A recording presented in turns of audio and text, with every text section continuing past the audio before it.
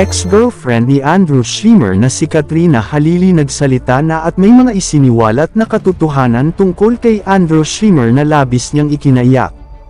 Matatanda ang nagkaroon ng malalim na relasyon noon sina Katrina at Andrew matapos magtambol sila noon sa isang project at nang kalaunan ay nauwi din ito sa hiwalayan.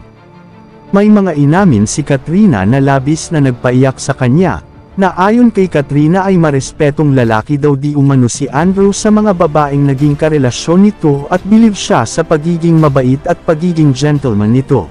Nagpaabot din ng tulong si Katrina matapos mapanood din ang episode ni Andrew sa Magpakailanman. Di mapigil ang tumulo ang luha ni Kat matapos matunghayan ang asawa nitong nasa ospital. Panalangin ni Katrina na sana magbunga ang dasal at gumaling na din sa lalong madaling panahon ang asawa ni Andrew na si Joe.